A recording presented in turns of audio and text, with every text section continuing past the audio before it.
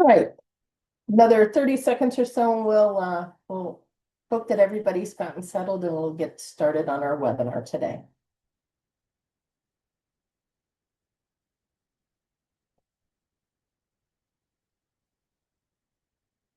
All right, let's go ahead and get started. So good morning, everyone.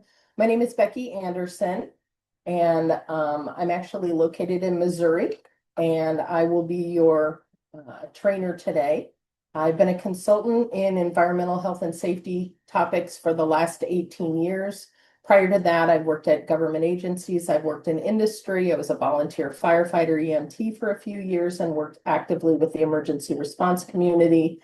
And then I also led an effort in the state of Iowa and assisted with several other states called Rehab the Lab, where we assisted science teachers and school districts in getting rid of old legacy chemicals and in helping refine their chemical risk mitigation so that they operated as safely as possible. I'm going to take just a second this morning and say thank you to Vicki Davis. Vicki is our grant writer with the Upper Valley Lake Sunapee Regional Planning Commission in New Hampshire. She's applied for a USDA grant that is allowing us to give these webinars at no charge to you. So thank you, Vicki. Vicki's getting ready to retire from the Planning Commission, and I'm super excited for her. I also want to just take a second. A lot of the information today, the photos today, some of them are from Dave Waddell. Dave Waddell was my mentor in this area. He started and led a robust Rehab the Lab program throughout the United States, and he was just one heck of an amazing man. We lost Dave almost 2 years ago, or right at 2 years ago, and I still miss him every day. But I wanted to just give a shout out and tell him thank you again for all the resources that you developed. The goals of these webinars, we've held them for several months this year. And for those of you that are coming to us during your summer vacation from school, I do appreciate you taking the time out to do that. I know that's a big task. We've had webinars over the last couple of years, and you're welcome to access those on the Upper Valley Lake Sunapee Regional Planning Commission website. I'll be going through that website in just a few minutes. But the overall goal of these webinars is to assist schools, not just science labs, but assist schools in art, in automotive, in facilities, anywhere that we're dealing with chemicals, in minimizing the risk of chemical problems. So this series has been particularly focused on regulatory support. Prior webinars a few years ago were focused more on operational issues. If you have any questions, you're welcome to reach out to me. My email and my phone number and my company website will be on the last slide today. We want to focus also on kind of the chemical life cycle in schools. One of the challenges that we've run into is that there has not been a clear pathway for procurement, use, safe storage, and then ultimately disposal when we're finished with those chemicals. And so one of the goals of this series of webinars is to establish those practices so that we don't end up with legacy chemicals in districts again. All right, tips for today's Zoom. So we've got things pretty well shut down. At the end, we will open the chat for any questions, and I'll try to get to as many as possible. And again, you'll be able to access my information on the very last page of the webinar. I want everyone to know that this webinar is being given in August of 2026. And it is most current with the regulations, to my understanding. I am human. Occasionally I do screw stuff up, so bear with me on that. But these regulations, if you're watching this in 2030, please make sure that you verify that the regulations have not changed or that you understand the changes that have been put into place. And our regulations around chemical safe management do change, not frequently, but they do change. So previous webinars that we've talked about, we identified and defined what legacy chemicals are. And those are chemicals that have been sitting around for more than 20 or 30 years. Typically, we find legacy chemicals from the 1950s and 60s. We had some very big events that happened in our country that allowed science labs in particular to order a lot of chemicals, and they were encouraged to order a lot of chemicals in case they needed those for research purposes.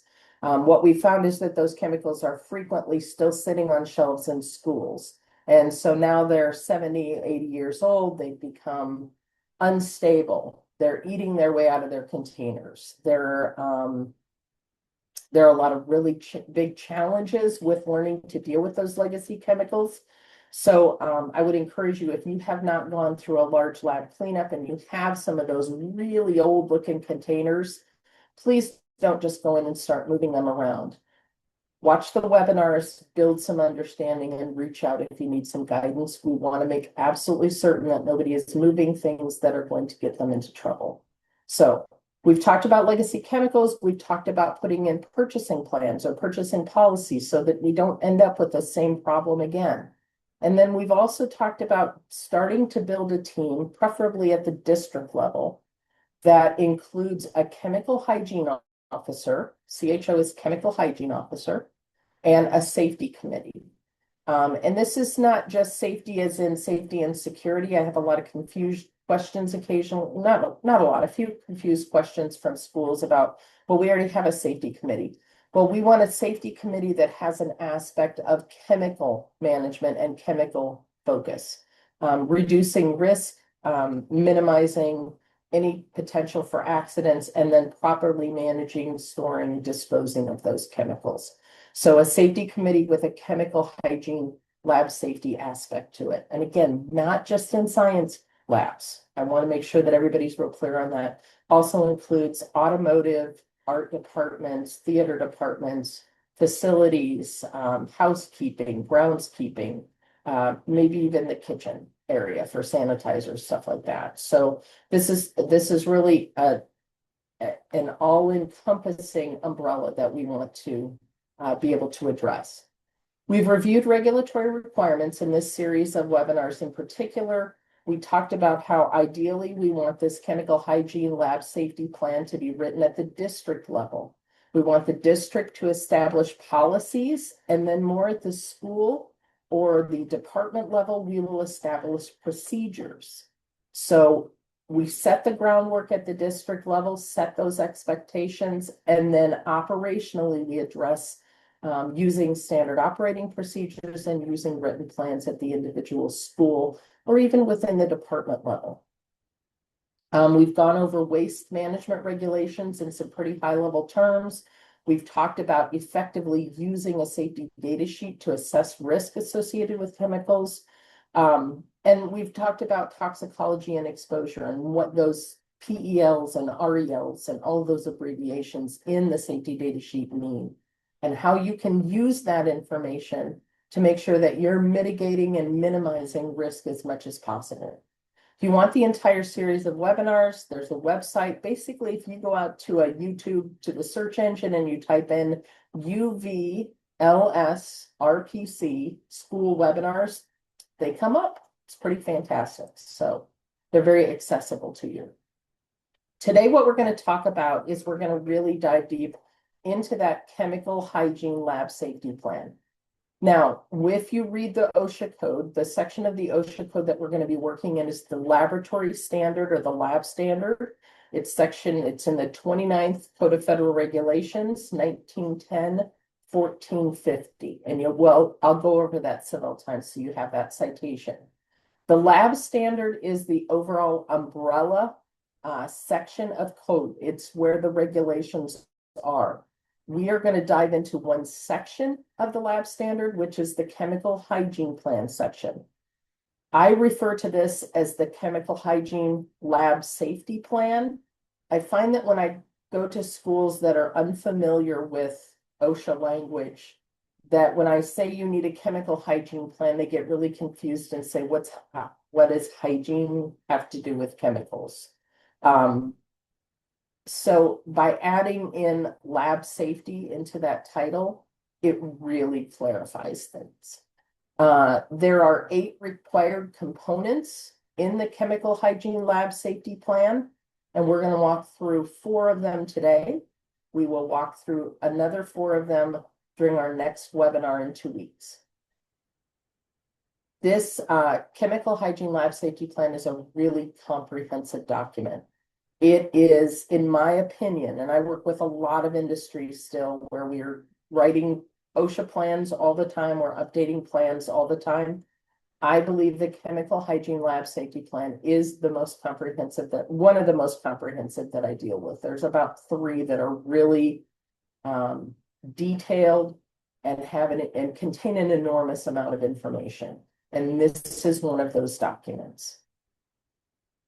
Okay, before we get started, we're going to do a quick little demonstration of competency. I'm going to ask you 3 questions. I would ask that you write down the answers that you have, and then we'll go through those answers at the end of the webinar today. We call this a demonstration of competency. So if you're using this to demonstrate to OSHA that you understand the laboratory standard and the chemical hygiene lab safety plan, this is where we start. So, true or false, a chemical hygiene plan should be written by the chemistry teacher. True or false? Second question, true or false, chemical exposure can cause significant long-term health challenges. And then question 3, true or false, OSHA is the only regulatory agency that will evaluate chemical safety. Okay, we'll answer those at the end of the webinar today. One of the things that I want you to keep in mind as we're going through this is the chemical hygiene lab safety plan is one of the core, it's a very large, detailed, comprehensive plan that is part of that laboratory standard. And the laboratory standard itself is integrated, dovetailed, however you want to think about it. It is related to several other OSHA programs. And it's really critical for us to understand that. It gets muddy. Some of the parts of today's presentation, the webinar today, are probably going to get a little clunky. And I apologize for that. I'm going to do my best to help you to understand how all of these pieces fit together. This regulatory puzzle is tough. There's a lot to it, and there are a lot of things that we need to make sure that we address adequately. The core plan, though, that's probably going to reference a lot of the other required written plan is this lab standard and the chemical hygiene lab safety plan. That's a big part of it. A systems approach works best for this. So we really recommend, or I really recommend, that you start with this at the district level and you pull in a good team. Key components of the OSHA laboratory standard include a definition of what a chemical hygiene officer is. This is an appointment that takes place within a district, sometimes within a school, and this person is responsible for communicating the laboratory or the chemical hygiene lab safety plan components. This person is integrally key in making sure that safety equipment is managed properly, inspected, maintained, that this chemical hygiene officer also plays a role in advisement and guidance on assessing risk. So you want your chemical hygiene officer to really have some specific, strong understandings of chemical risk management. One of the other components is what we're going to talk about today, the chemical hygiene plan or the chemical hygiene lab safety plan. We're going to talk about a little bit about exposure controls. Exposure controls are things that mitigate risk of chemical exposure. The primary one that always comes to mind is fume hoods. If I'm working in a science lab and I've got fume hoods that I'm working under, I want to make sure that those are working correctly before I have the potential to expose myself and any potential students to whatever I'm doing in the fume hood. We got to make sure that stuff is working properly. Medical monitoring is another one. If we have an exposure, OSHA is very detailed in the lab standard about what has to take place, what is required to take place if we do have an exposure or a suspected exposure. And we'll talk a little bit about that, but we'll cover that more in the next webinar in 2 weeks. Now we're going to do a quick review of the overall OSHA lab standard. I just talked with you about the key parts of it, but there are some other things. So first of all, it applies to all employees that are engaged in the laboratory use of hazardous chemicals. Now, this is a really big defining piece. A lot of schools get really locked into labs as being defined as those in biology or chemistry or physics or the science department. And that's just not the case. OSHA's idea or scope when they wrote this was that labs were anywhere where we were using small quantities of chemicals, a large variety of chemicals, and we weren't working on industrial production. Okay? One of the things I want you to keep in mind is that when Congress passes these laws that are then turned over to our regulatory bodies like OSHA, when that process takes place, OSHA is then tasked with identifying and building rules and regulations that govern an entire industry, as well as multiple facets of the public sector and private sector. So when we're talking about the OSHA laboratory standard, this is also applicable to industrial research labs, pharmaceutical labs, biological research labs. So we have a huge scope, and OSHA is trying to make rules and regulations specifically at a very broad level. That makes it really tough. So keep in mind that not all of this may apply to you. And instead of going, well, why would OSHA put this in the law? Keep in mind that OSHA has to create these regulations for a very broad audience. We are just one small part of it. As we're developing the chemical hygiene lab safety plan, there may be sections that are just not applicable to you. What I would recommend that you do is you keep a statement in your chemical hygiene lab safety plan that says, hey, OSHA requires this, but we've evaluated and it's not applicable to our operations. Keep it in there though, so that OSHA and any other regulator that's reviewing your plan sees that you've identified that, you've addressed it, and it is not applicable to you. We want to make sure that our regulators understand that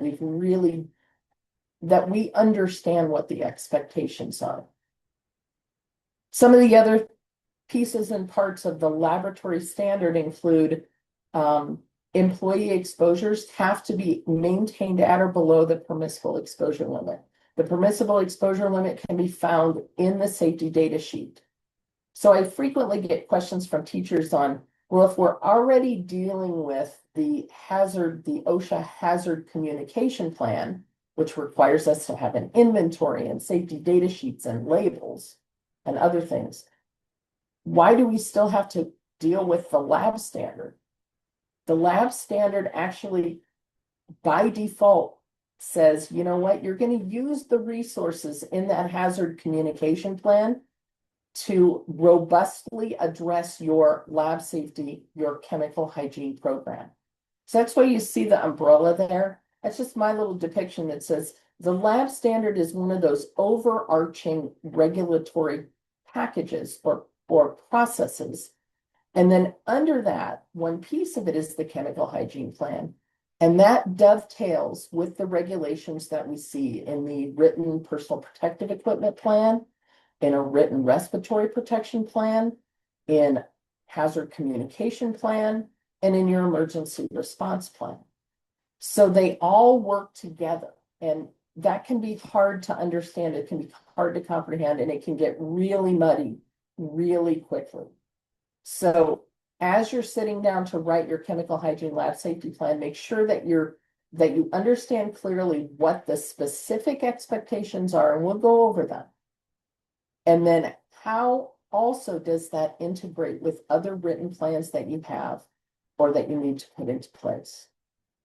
Also in the lab standard, there's some robust employee information and training. The information part, that's the part that dovetails really into the hazard communication plan, the information that's contained in safety data sheets.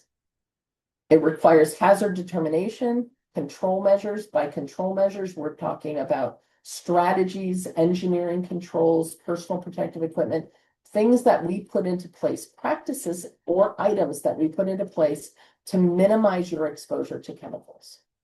The lab standard talks about respirators just a little bit because we have a written respiratory protection program. So if we have to use respirators, which if you're in a K-12 school, no way should you be using respirators.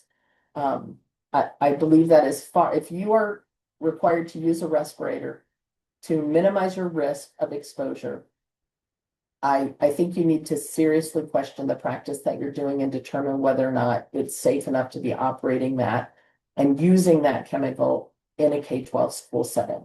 There's going to be some hard questions you're going to have to ask as we're writing this.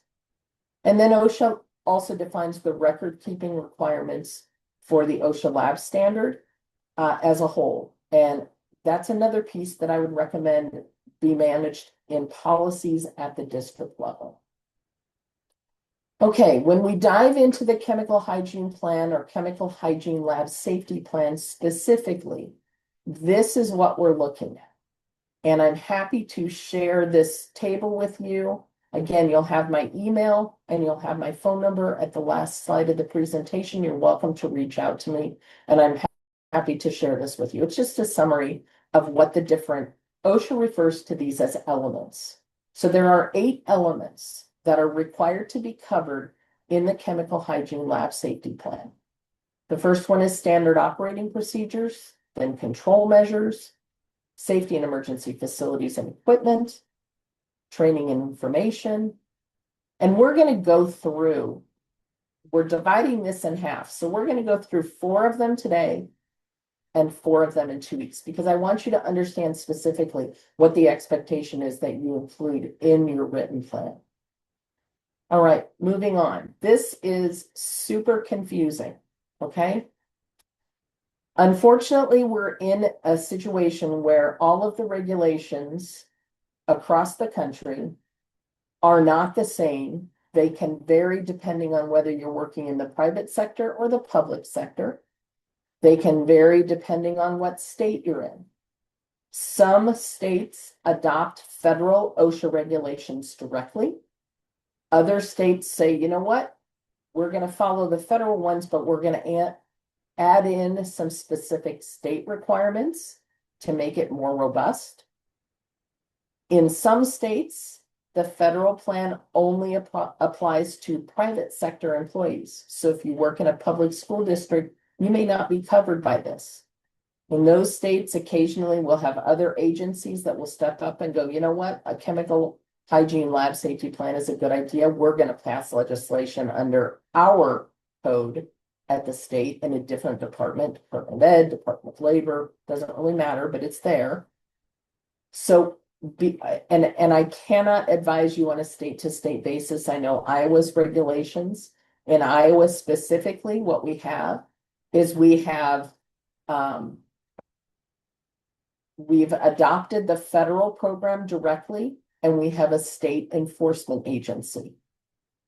Not all states are like that. So make sure before you get started on this that you very clearly understand, based on the state that you're in and based on the type of school that you're in.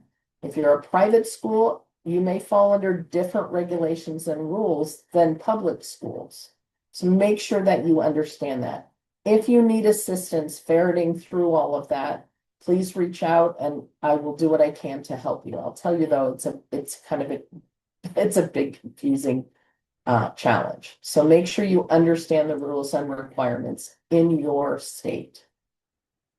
All right, some general written plan regulations, and this is just for all of your OSHA plans. So keep in mind always that when these regulations are put into place, they're put into place and they're supposed to cover a very broad spectrum of different types of jobs. So Congress, again, makes the laws. The laws then are passed to the regulatory agencies to develop rules and requirements and regulations. And then those regulations are passed down to the regulated community for implementation. Regulators then come out and enforce those. If a requirement doesn't apply to your specific school or situation, even though it's listed in the chemical hygiene plan, and I'll give you some examples of this as we talk today. Even if it doesn't apply to your district because you've made decisions that, nope, we're just not going to allow that level of risk.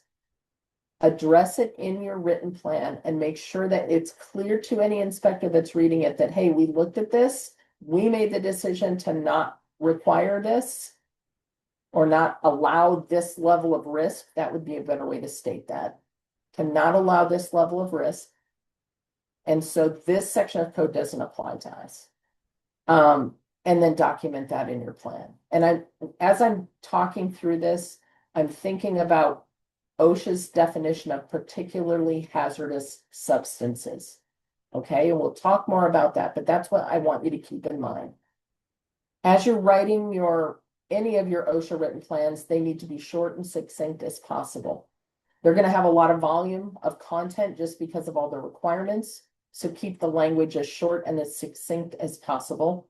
There is no need for you to repeat the OSHA code or repeat OSHA history or put in information about, well, OSHA is here and was established in 1976 to allow blah, blah.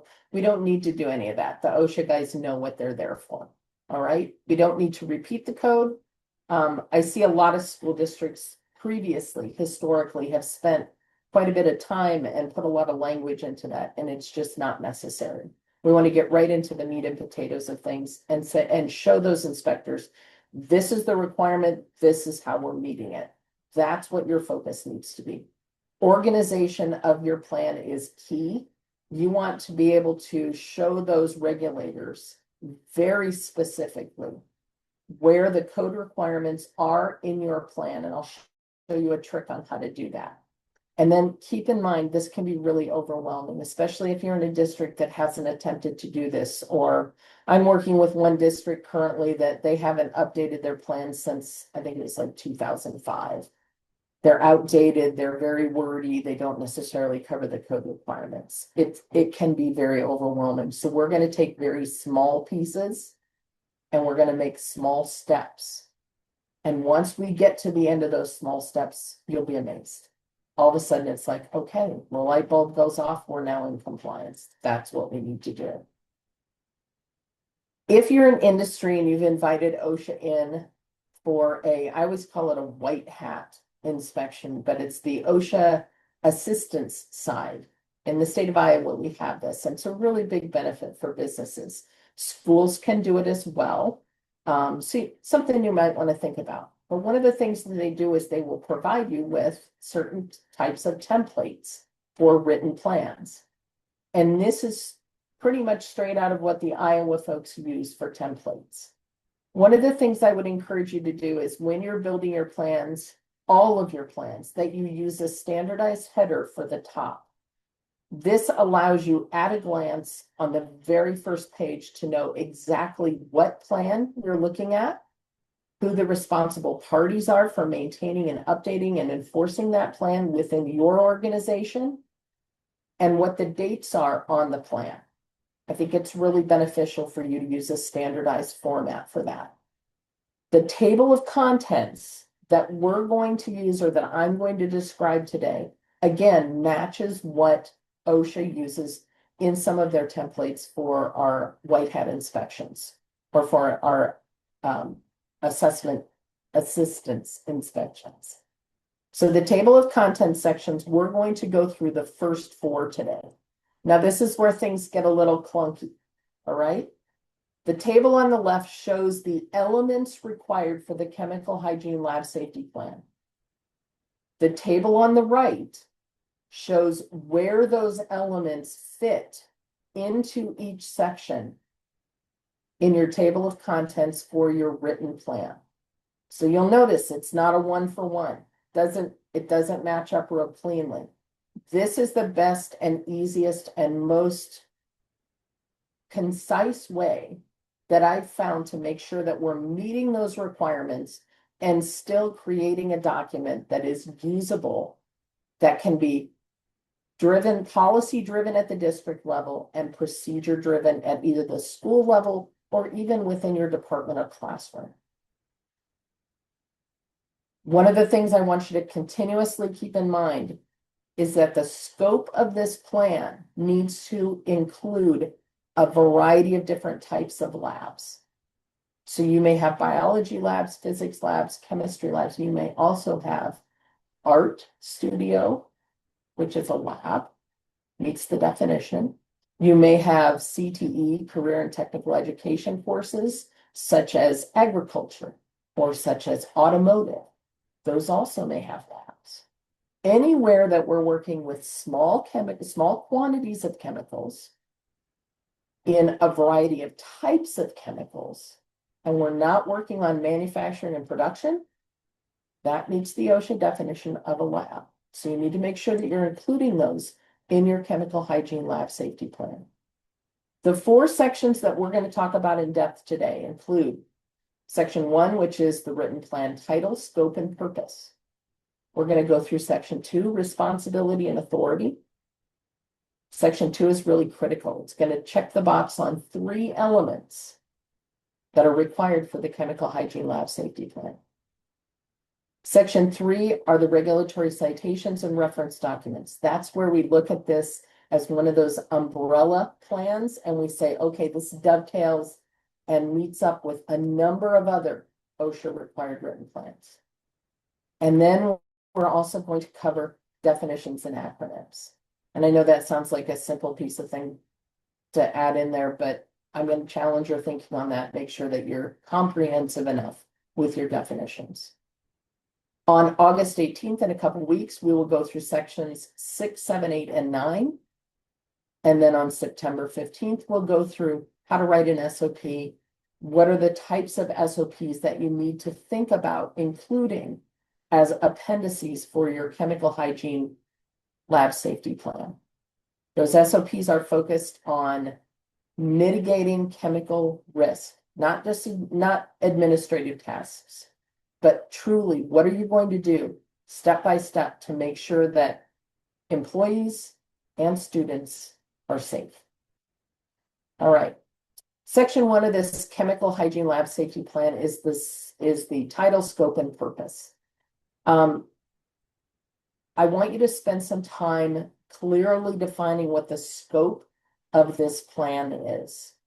I think it's really critical to make sure that we allow that definition.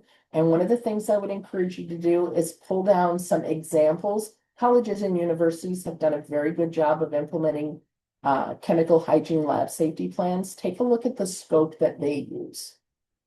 Use that language. In fact, you can use an entire template. We've got some examples of templates. We've got one in the chat if you want to access that.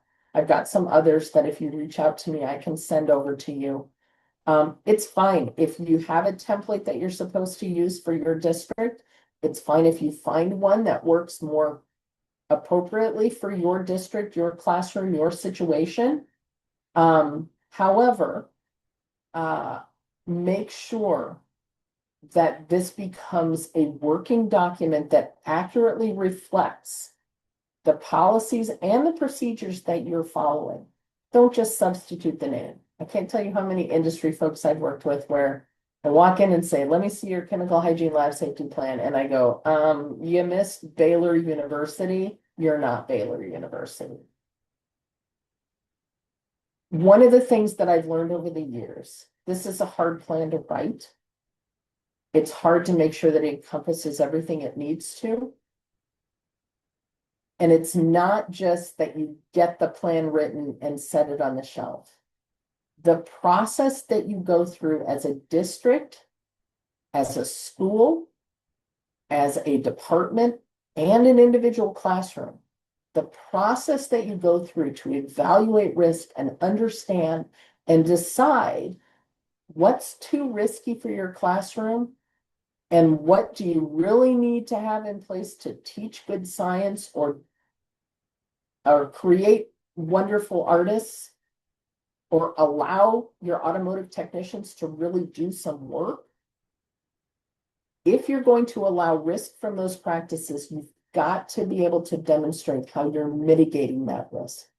What are the decisions you're making? And that's really the focus of what this plan needs to be. We're going to end up with a written plan that checks the box for OSHA. But it's the process that you need to go through that's really critical. So make sure you spend some time thinking about scope and what this is going to apply to. I'd encourage you to work at the district level. There have been many times over the last 25 years of doing this that I've worked with schools and they've said, we don't have anybody engaging at the district level. Or our administration this isn't a thing for them. They don't have time to worry about it. As much as I don't want you to implement and write this at a classroom or at a department level, because we need that cohesive focus throughout the school, throughout the district. If that can't happen, for whatever reason, then make sure that you have this plan in place for your classroom, for your department, for your school. And continue to put out those invitations of, hey, we're building a chemical hygiene lab safety plan. We could really use your input. Most of the time, this is driven by science teachers, but I have found occasions where this is also driven by facilities.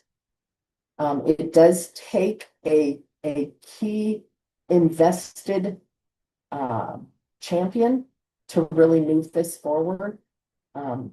So I would encourage you to either work as a team to identify other champions, do the best you can to get this to the district level. If it's just not going to happen, then make sure that it's covered for your department, your classroom, or your school.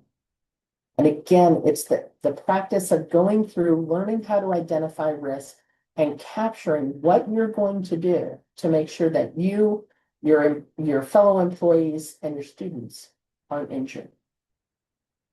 Ideas for purpose of the whole program. Why are we doing this? What's the purpose of this? It's not just regulatory compliance. It's also to keep employees safe. And I would challenge that that's probably the biggest factor.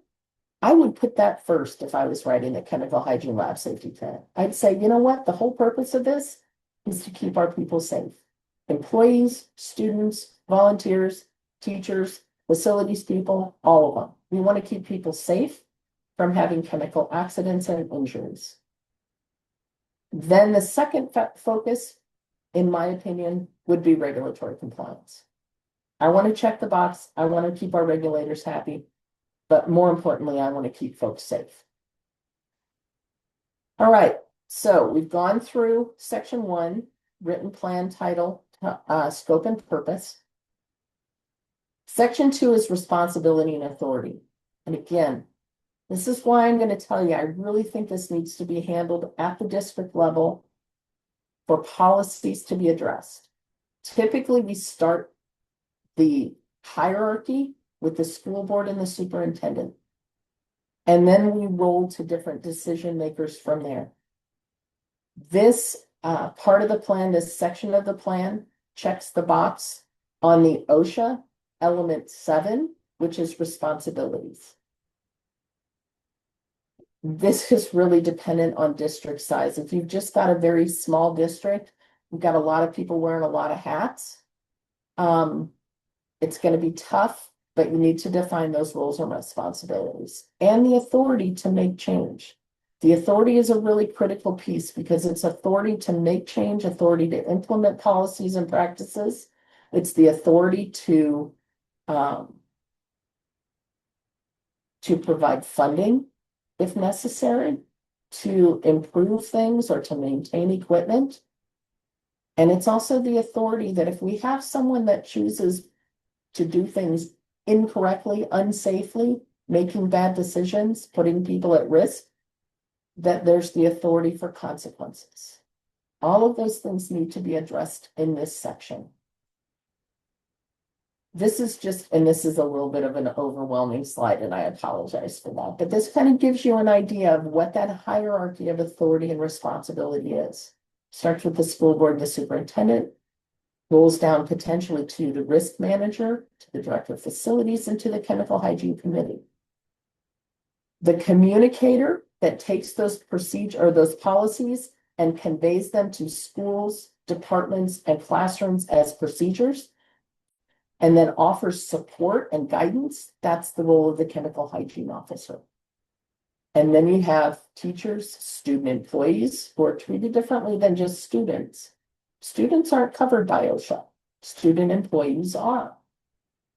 Department chairs, principals, all of the employees in a school. One of the things sometimes I've run into schools, and not very often, but I will occasionally have I'm going to call them a rogue science teacher. And they'll decide that they want to do things like light thermite on fire in the classroom, play with white phosphorus, crazy things that are far too risky for a K-12 school, that you just don't have the emergency response equipment or the risk mitigation equipment to handle.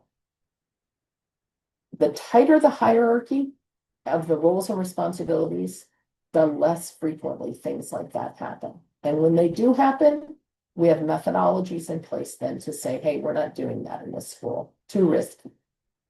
And it's not just one person dictating those decisions. The Chemical Hygiene Lab Safety Committee needs to be cohesively enforcing, cohesively conveying those messages that chemical safety is critical. So section 2, I'm going to recommend that you also add in addition to responsibility and authority, I'm going to recommend that you add in an additional paragraph called prior approval and special provision requirements. And if you need more guidance on this, I'm happy to share this with you. But basically, that is an opportunity for you to define and meet the criteria for element 5, which is prior approval. Examples of things that you would include in there are the use of what are called particularly hazardous substances. OSHA helps us to understand this. It also addresses things like lab scaling. So if we did an experiment with 50 mils and it was really cool, can we blow it up to 5 gallons and see what happens? Not a good plan. Hot work or welding in art or in any of your CTE coursework. Working alone. Purchasing policy. All of these things can be added in to address how you're going to manage prior approval requirements and also how you're going to manage what are called particularly hazardous substances. Those are listed in element 8 under OSHA's chemical hygiene plan, chemical hygiene lab safety plan requirements. Particularly hazardous substances are defined, and we're going to talk about this in the definition section next.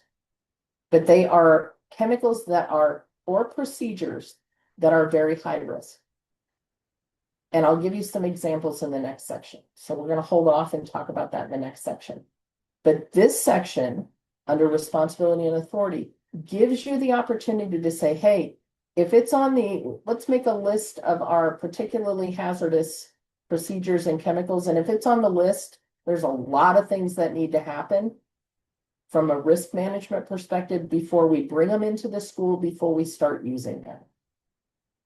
We can actually say, you know what, if it's on that list, we're not going to deal with it. That's too high risk. We've determined it as a chemical hygiene committee, as a school board, as a district, as a principal.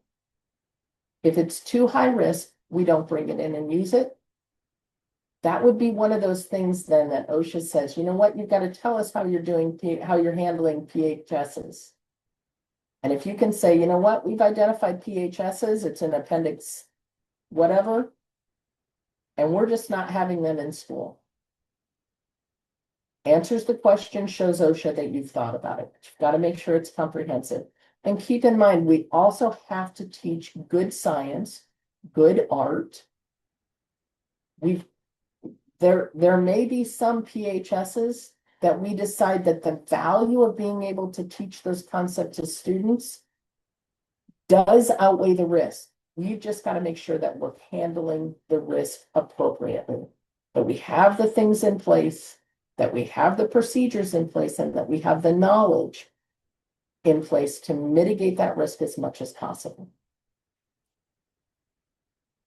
All right, next section, and I apologize, I thought definitions was next. Definitions is section 4.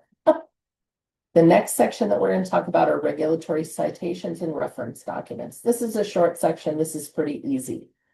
I'm going to recommend that you have regulatory citations and you put down the specific code requirements of what this plan is addressing. And the first one would be 29 CFR 1910.1450. Those are the requirements for the lab standard. You may also want to put down the EPA regulations for hazardous waste disposal, 40 CFR parts 260 through 273. Personal protective equipment section of OSHA, the hazard communication standard. Those are all recommendations that you should include as additional regulatory codes that dovetail off of this lab standard chemical hygiene and lab safety plan. Recommended reference documents. We may want to include sentences in the plan that say all employees will wear appropriate personal protective equipment and use engineering controls to mitigate risk and exposures based on hazard analysis. And a hazard analysis template is located in the appendix. The hazard communication plan is located in the appendix. The list of PHSs is located in the appendix. All of those are recommended reference documents that you may want to think about. We're also going to talk about SOPs that you should strongly consider developing as a part of your chemical hygiene lab safety plan that definitively show how you're going to mitigate risk of certain procedures. And then finally, and this is kind of a little in-your-face approach, but basically I want to show where all of the elements that are required by the chemical hygiene lab safety plan, what chapters, what table of content chapters are they in for my chemical hygiene lab safety plan? So in the written plan, title, scope, and purpose, that first section, aren't any elements listed. For section 2, responsibilities and authorities, I've got elements 5, 7, and 8 covered in that section. And if you go through there, I know it's a little wonky. That's the clunky part. But each of those elements, 1 through 8, is listed in one of the chapters. Finally, in the definitions and acronyms section, I've talked with you about element 8, which are the particularly hazardous elements or particularly hazardous substances, PHSs.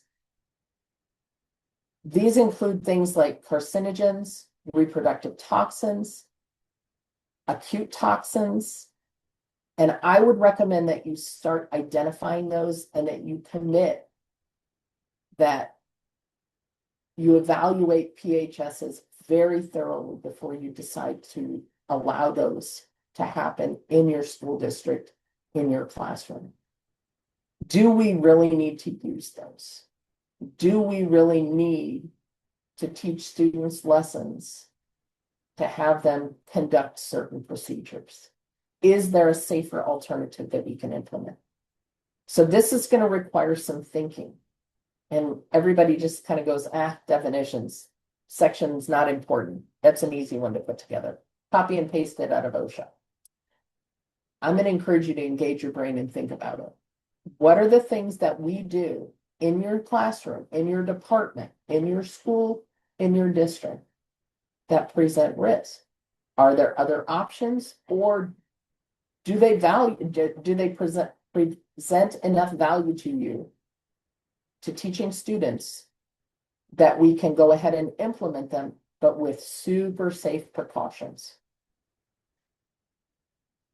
I really think that this needs to be evaluated at the district level, but you need to think about it carefully for your school. Keep in mind when you're defining those particularly hazardous substances or procedures, practices, they can be high-risk chemicals, things I want you to think about. Hydrofluoric acid. Do you really need that in art to etch things or in science? If we're going to use glass etching as one of our procedures in an art studio, because it's cool. It's really cool. How are we going to protect ourselves and our students? Are we going to use hydrofluoric acid, or are we going to use something like Armor Edge that might be just a touch less risky? And then what are the measures that we're going to do to make sure that we're not, are we going to use personal protective equipment? Are we going to work under a fume hood? Are we going to talk really nice to the chemistry teacher and say, hey, we're doing this etching, can we please use this?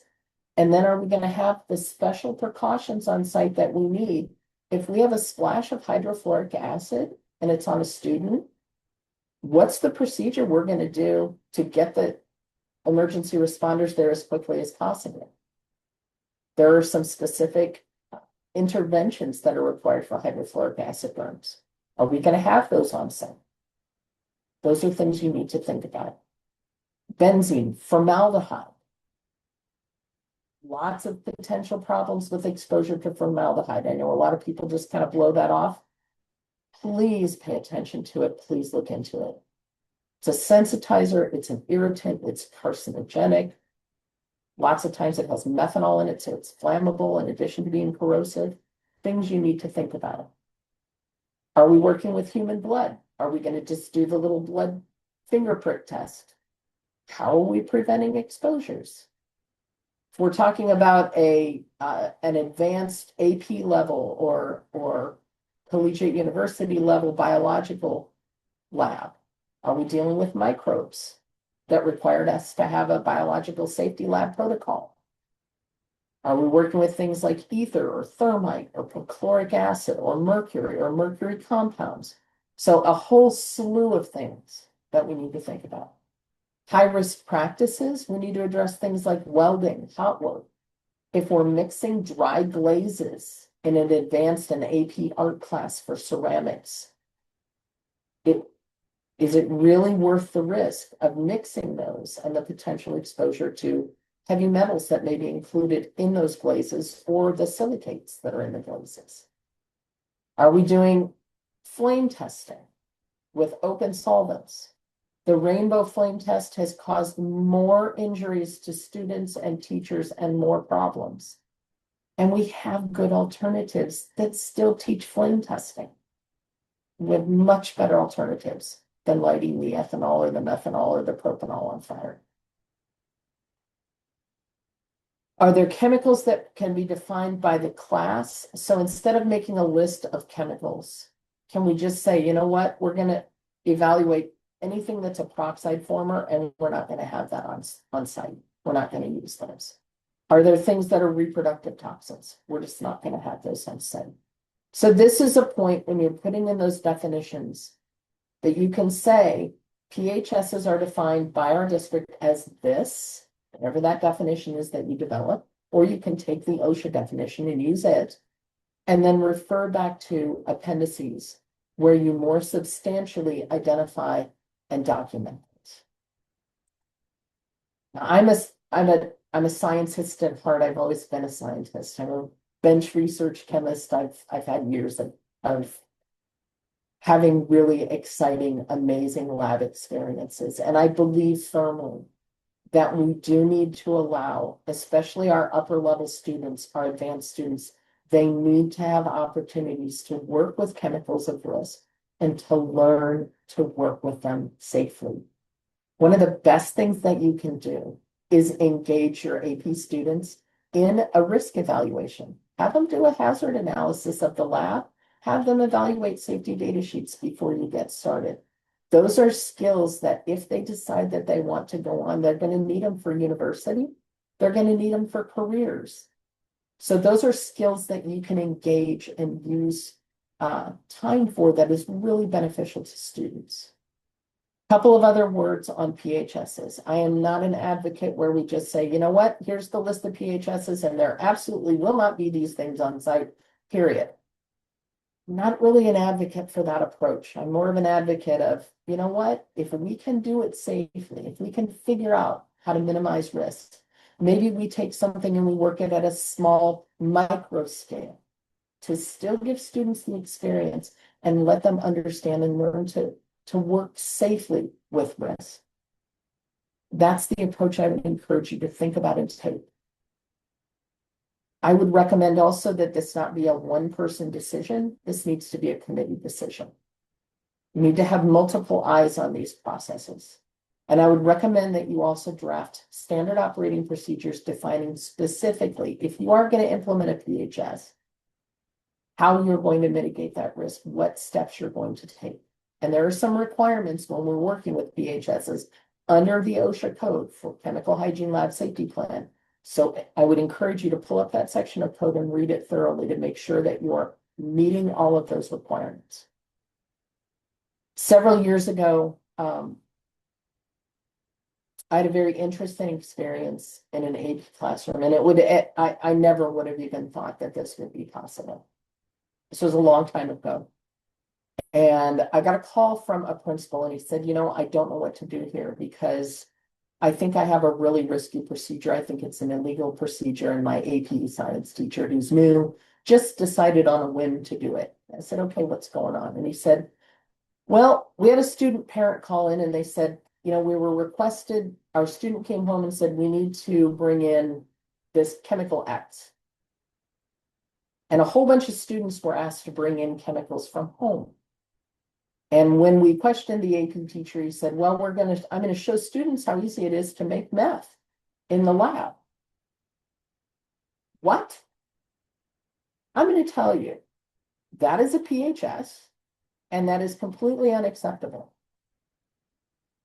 I would make sure that your chemical hygiene lab safety committee works very closely with new teachers in particular to determine what are PHSs and at what point do we draw the line. Totally inexcusable. That teacher was let go for obvious reasons.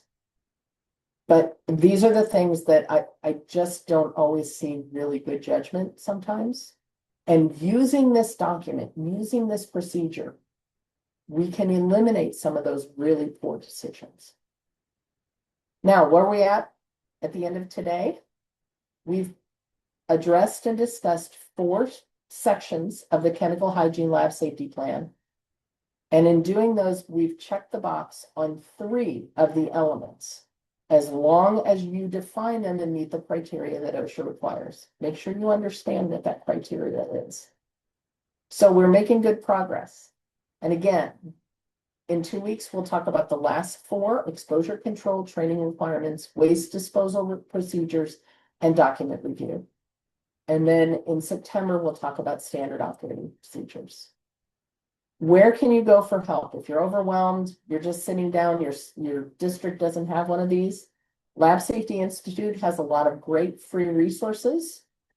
They also have a $25 a year membership for teachers. I'd encourage you to do it. They'll take a look at your chemical hygiene lab safety plan. They'll do a high-level evaluation, make sure that you check the boxes for OSHA. Might as well take advantage of that. That comes with that $25 membership.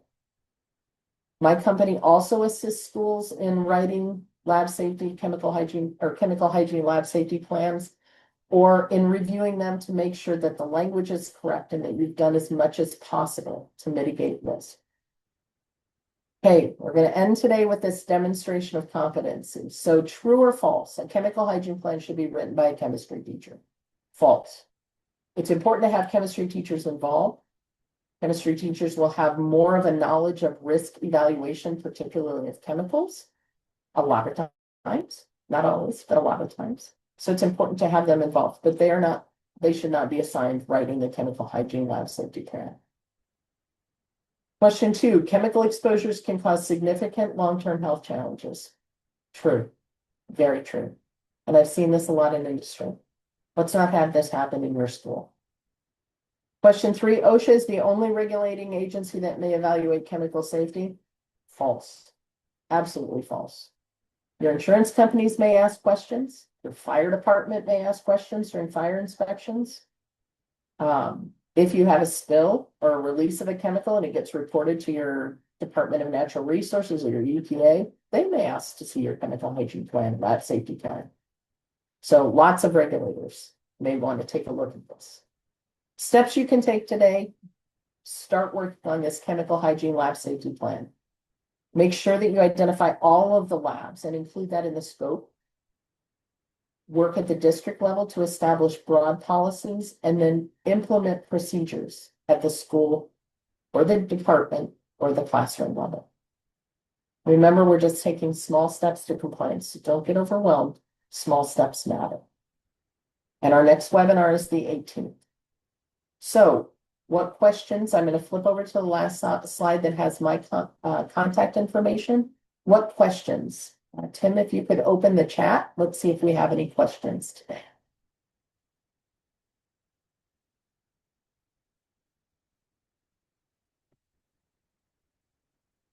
All right, thank you all so much for your time. And oops, it looks like we have a new question. I can't see it. Oh, thanks, Vicki. Vicki put up the rainbow flame test information. Thank you so much for your time today. I hope to see you in 2 weeks. Thanks, Heidi. Good to see you too.